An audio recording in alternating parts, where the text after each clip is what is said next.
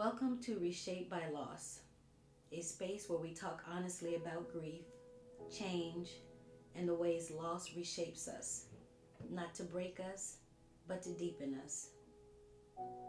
Hello, everyone, and welcome to the podcast. I'm Crystal Chapman, and I'm here with my co host Bernadette, Hey y'all. and we're so glad you're here with us. Before we talk, before we explain anything, let's just take a moment to breathe. If you're listening while driving, sitting, or lying down, just allow your shoulders to drop.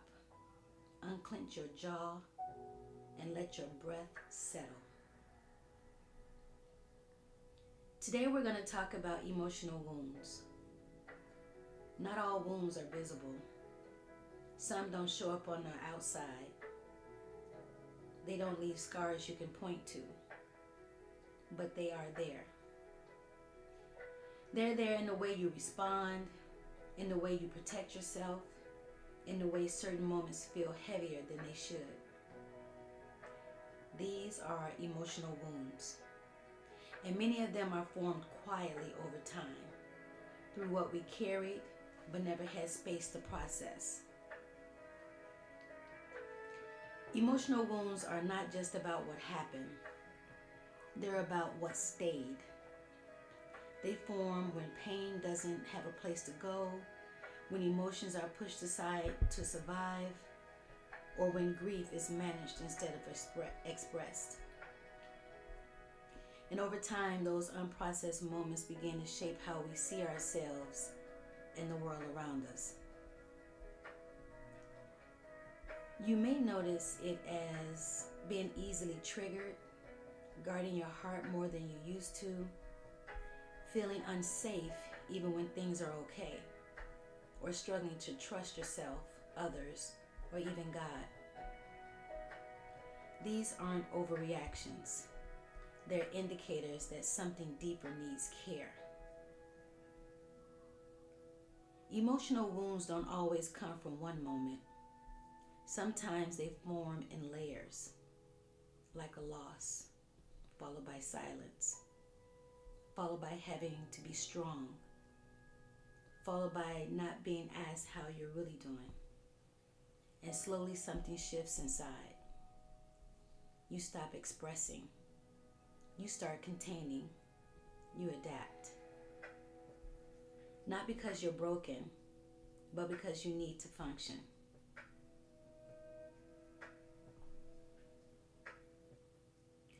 There are moments I realized my reactions weren't just about the present. Something deeper was being touched. Moments where I felt more sensitive than I expected, more guarded, more aware of how quickly I could shut down emotionally.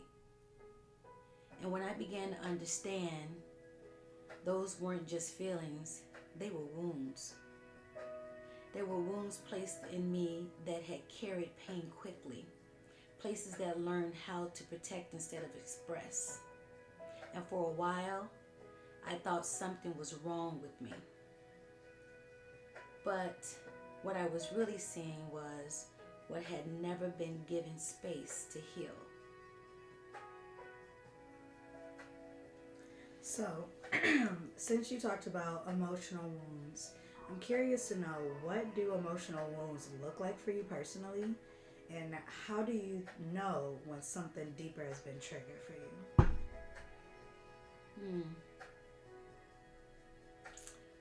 Well, that's a good question. So, for me, I can give an example like today, right? Mm-hmm. So, when we were, watching 2819. 2819, the podcast today. So, your dad was looking at me doing a podcast, and he brought up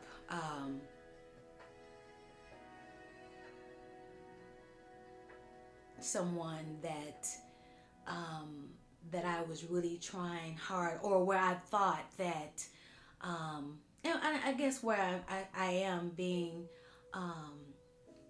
that I've shown so much grace to, that I had to pray through my circumstances, not to be angry at this person, where I had to learn how to pray for my enemies, those that persecute me, those that want to do harm to me. So I guess, and I thought for a long time that, okay, I'm healed from that. I'm good. I got some peace over that circumstance. But it took today for that person's name to be said, for it to just bring up some deep hurt um, into me. And that's was my reaction. It was like I was suffocating all over again, right?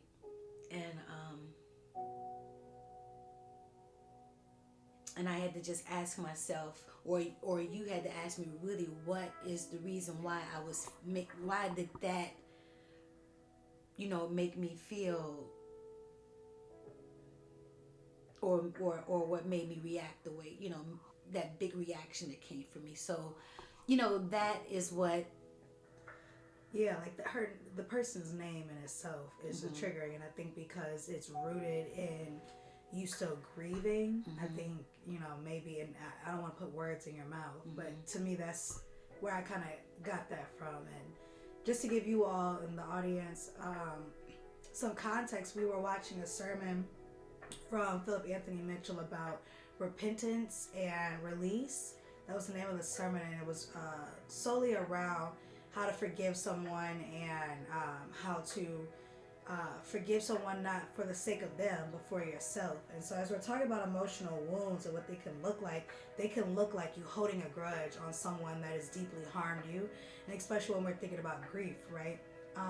Or it could also look like, if you're grieving someone, whether it's a relationship or someone that you recently lost, if you guys never had closure, that in itself can be an emotional wound, right? And after the sermon today, my mom, my dad, and I, we all had our own individual reflections about my brother who passed away, and kind of thinking about some of the ways that we may need to forgive ourselves for the ways that we've treated one another, or and forgive one another as well. And so thank you for sharing that emotional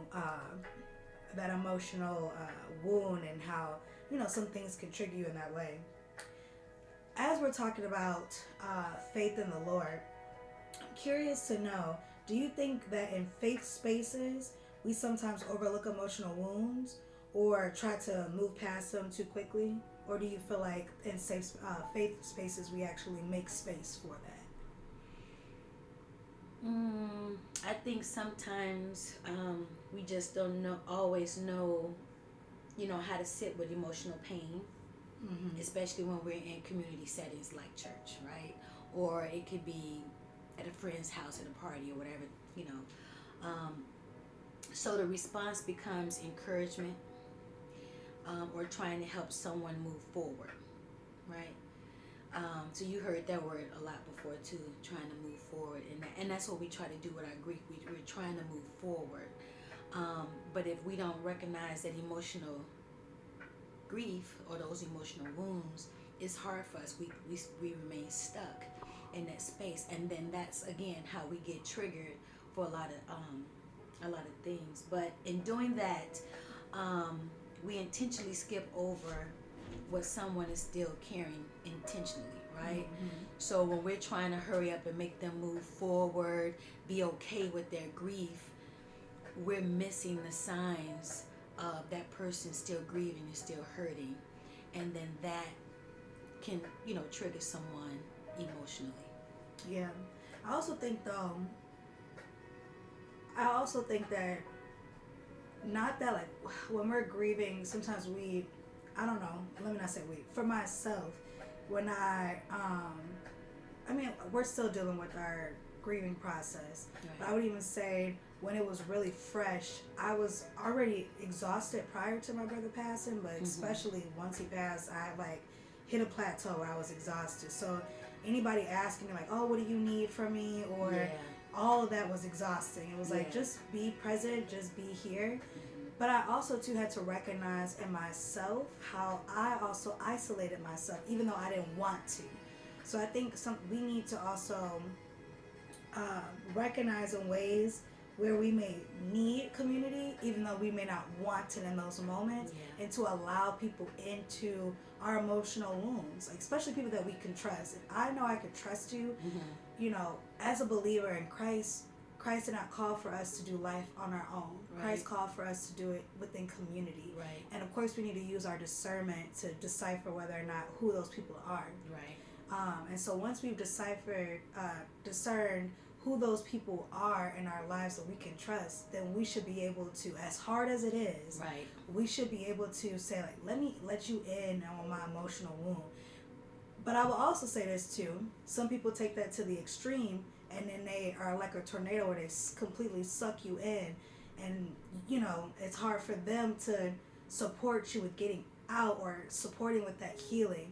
So I think that although it is hard for us to do when we're in the midst of grief, that's why it's really important for those who either are or are not a follower of Christ, for you to rely on God and seek Him and support, so that way, you know, Jesus says that His yoke is lighter, right?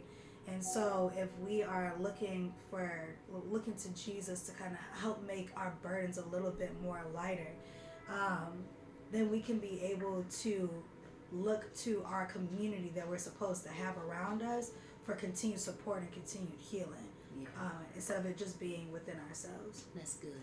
So my next question to you, Mom, as we're talking about healing, how do you tell the difference between protecting yourself and actually healing?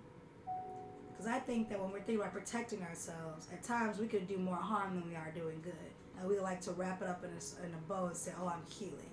Right. How can you tell the difference between you protecting yourself and actually healing?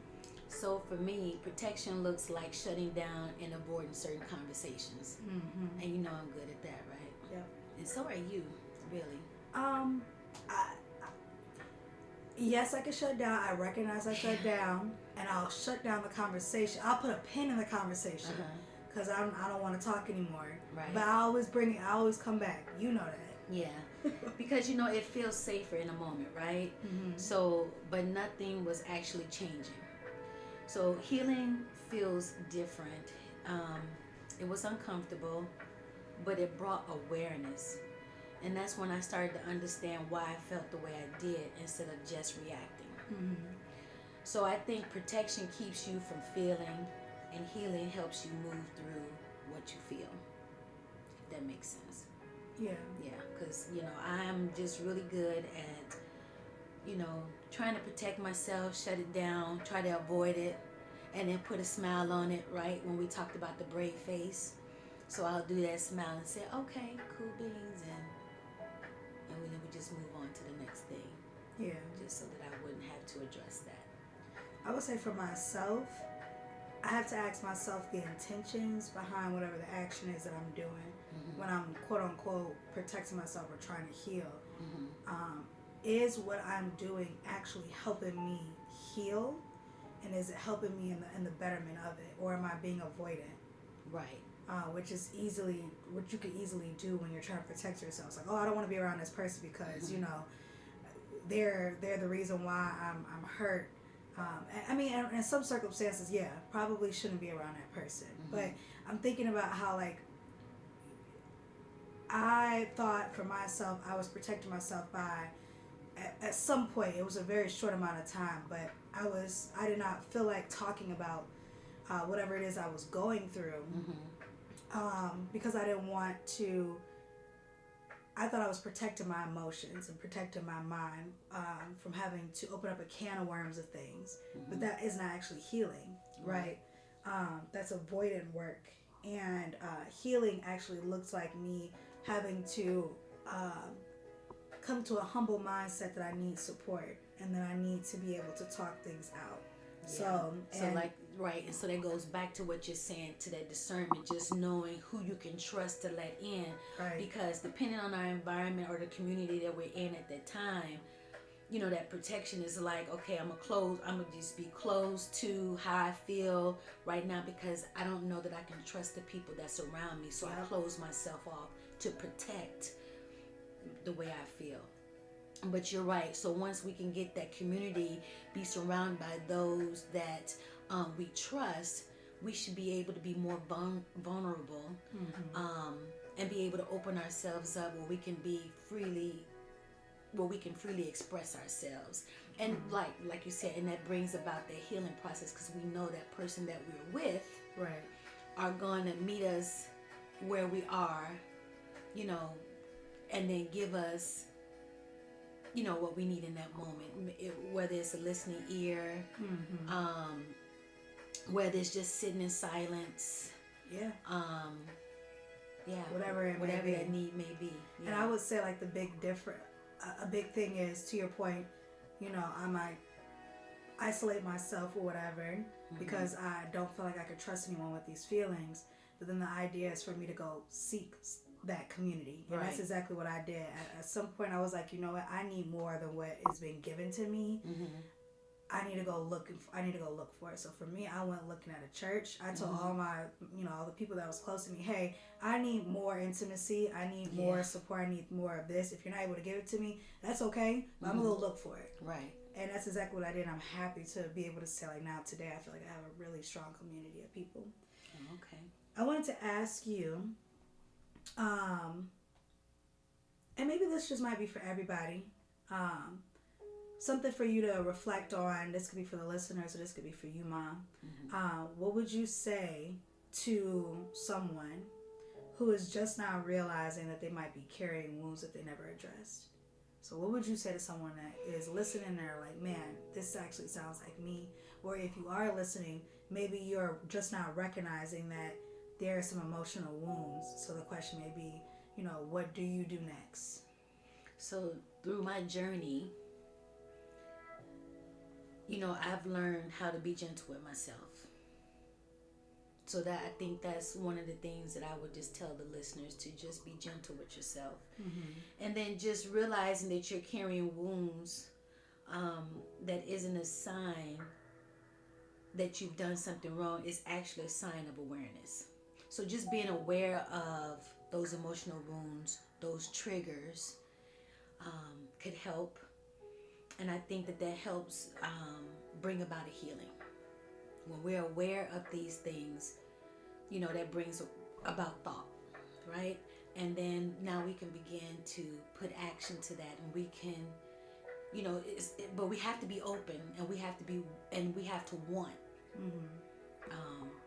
that healing. So I think, again, just being gentle with yourself, just being aware of the emotional pain and those triggers, and just know that you don't have to fix everything right now, and that you don't have to go back and unpack it all at once. Just noticing for right now, is enough, I would say. Yeah, taking it a step at a time. Yeah, not having to rush things, because it's not a race. Yeah. This is a journey, one step at a time.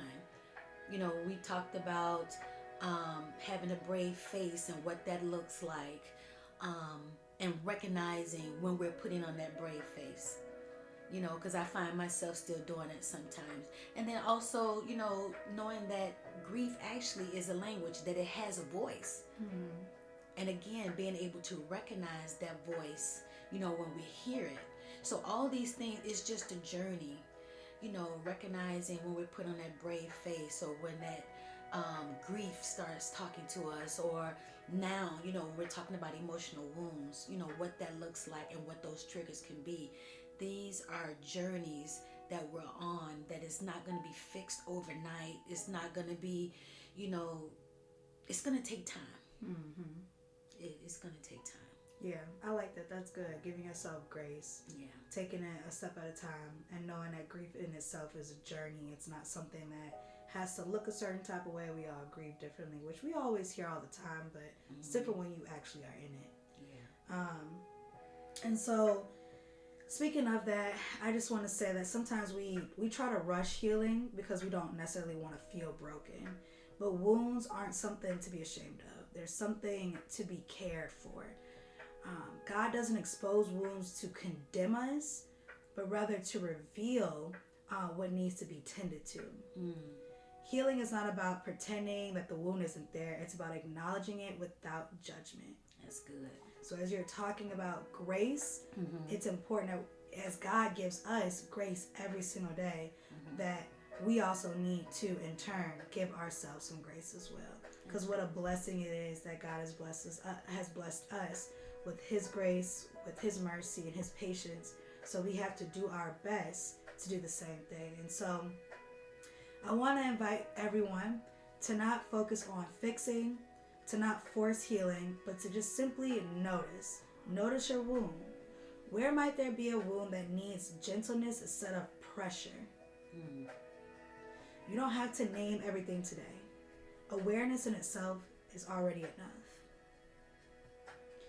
So what I would like for you all to do is to again remember that you are not broken. You are being reshaped. Take what spoke to you today and leave with the rest. Be gentle with yourself and remember that healing isn't linear. Neither is grief. So wherever you are right now, wherever you are feeling, I just want to let you know you don't have to carry it all by yourself. We're here, and I want you to seek community as well. And most importantly, I want you to seek the Lord. And if this space feels safe for you, I invite you to subscribe to Reshaped by Loss. That way you'll know when new episodes are released. And subscribing actually helps the space grow so others who are grieving can find it. So until next time, this is Bernadette. And this is Crystal. And we're reminding you that you are seen, you are held, you are loved, and you don't have to walk this journey alone. Shalom, shalom.